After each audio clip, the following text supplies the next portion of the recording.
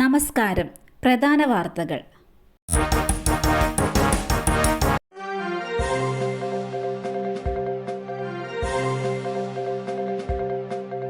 Hema committee report ആദ്യ കുറ്റപത്രം സമർപ്പിച്ചു.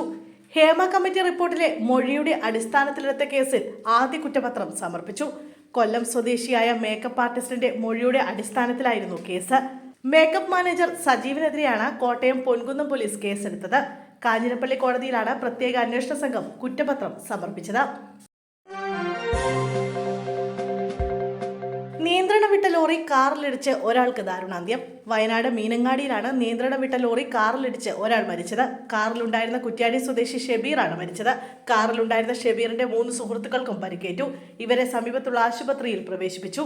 ലോറിയിലുണ്ടായിരുന്നവർ മദ്യപിച്ചതായാണ് സംശയം. സിനിമാ നടിമാർക്ക് വേണ്ടി MDMA എത്തിച്ചു. ഒരാൾ പോലീസ് പിടിയിൽ. മലപ്പുറത്ത് നിന്ന് 510 ഗ്രാം MDMA പിടികൂടി. അഴിഞ്ഞിലം കടവ് ഹോട്ടലിന്റെ പാർക്കിംഗ് ഗ്രൗണ്ടിൽ നിന്നാണ് MDMA പിടികൂടിയത്. കാളികാവ് സ്വദേശി മുഹമ്മദ് ഷെഫീഖ് എന്നയാളെ പോലീസ് കസ്റ്റഡിയിലെടുത്തു. 2 സിനിമാ നടിമാർക്ക് വേണ്ടിയാണ് MDMA കൊണ്ടുവന്നതെന്നാണ് പ്രതിയുടെ മൊഴി. ജിതിൻ എന്ന പേരിൽ ഒരാളാണ് തന്നോട് വിളിച്ചു പറഞ്ഞതെന്നും ഏതൊക്കെ നടിമാരാണ് വാങ്ങുന്നതെന്ന് തനിക്ക് അറിയില്ലെന്നും പ്രതി പറഞ്ഞു. വിദേശത്ത് നിന്നും കൊണ്ടുവന്ന MDMA കേരളത്തിലേക്ക് എത്തിച്ചത് ചെമ്മാട് സ്വദേശിയാണെന്ന് പോലീസിന് വിവരം ലഭിച്ചു. ഇത്തരത്തിൽ കൊണ്ടുവന്ന MDMAയുമായി നടിമാരെ കാത്തിരിക്കുമ്പോഴാണ് മുഹമ്മദ് ഷെഫീഖ് പോലീസ് പിടിയിലായത്. 2 വർഷത്തിന് ശേഷം ട്രെയിൻ എത്തി. പിന്നാലെ മരണവും. കൊച്ചിയിൽ ട്രെയിൻ തട്ടി യുവാവിന് ദാരുണാന്ത്യം. കൊച്ചിയിലെത്തിയ ആഡംബര വിനോദസഞ്ചാര ട്രെയിൻ ഗോൾഡൻ ചാരിറ്റിയാണ് യുവാവിനെ ഇടിച്ചത്. UP സ്വദേശി കമലേഷാണ് അപകടത്തിൽ മരിച്ചത്. വാത്തുരുത്തിയിൽ ഹാർബർ ലൈനിലായിരുന്നു അപകടം. 2 വർഷത്തിന് ശേഷമാണ് ഇതിലൂടെ ട്രെയിൻ കടത്തിവിടുന്നത്. മൃതദേഹം എറണാകുളം ജനറൽ ആശുപത്രിയിലേക്ക് മാറ്റി.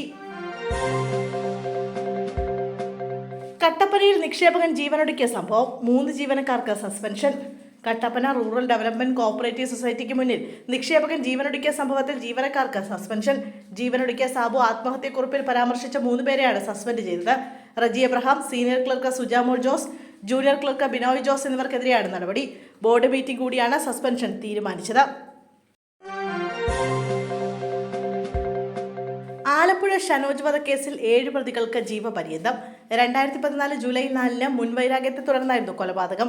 വടിവാൾ ഉപയോഗിച്ച് വെട്ടി ഇരുമ്പ് കൂട കൊണ്ട് തലക്കടിച്ചും കൊലപ്പെടുത്തുകയായിരുന്നു. കൊട്ടേഷൻ സംഘത്തിനൊപ്പം കൂട്ടിയാണ് കൊലപാതകം നടത്തിയത്. 1-ാം പ്രതി പ്രശാന്തും 2-ാം പ്രതി പൊടിയനും അച്ഛനും മകനുമാണ്. ഇവരുടെ അയൽവാസിയായിരുന്നു കൊല്ലപ്പെട്ട ഷനോജ്. പ്രശാന്ത്, പിതാവ് പൊടിയൻ എന്ന പ്രസാദ്, കിരൺ, റോഡ്രിങ്സ്, അജിലാൽ, ജോസ് ആന്റണി, അപ്പു, ഫിനിസ്റ്റർ നെറ്റോ എന്നിവരാണ് കേസിലെ മറ്റു പ്രതികൾ.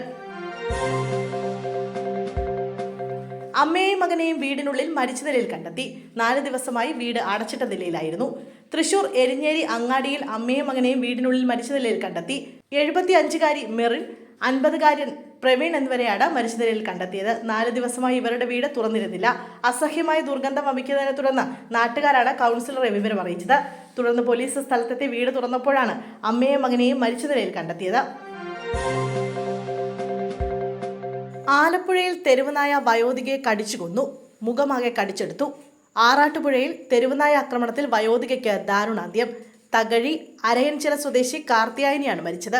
88 വയസ്സായിരുന്നു. മകൻ പ്രകാശിന്റെ വീട്ടിലെത്തിയതായിരുന്നു കാർത്തിയായനി. വീട്ടിലുള്ളവർ പുറത്തുപോയ സമയത്താണ് തെരുവുനായ ആക്രമണം ഉണ്ടായത്. വീട്ടുകാർ തിരികെ എത്തിയപ്പോഴാണ് മുഖം മുഴുവൻ ചോരയായി കാർത്തിയായനി അമ്മ മുറ്റത്ത് വീണ് കിടക്കുന്നത് കണ്ടത്.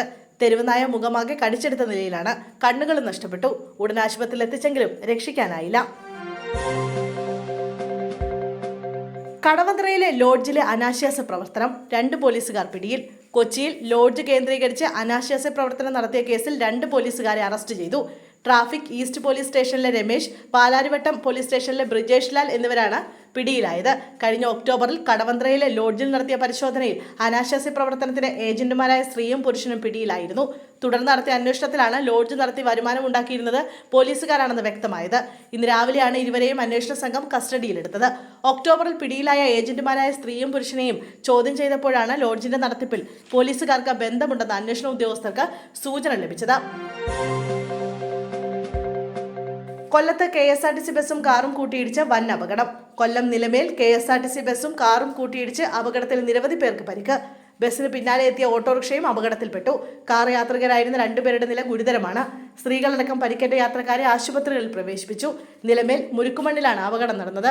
KSRTC ഡ്രൈവറെ പോലീസ് കസ്റ്റഡിയിലെടുത്തു.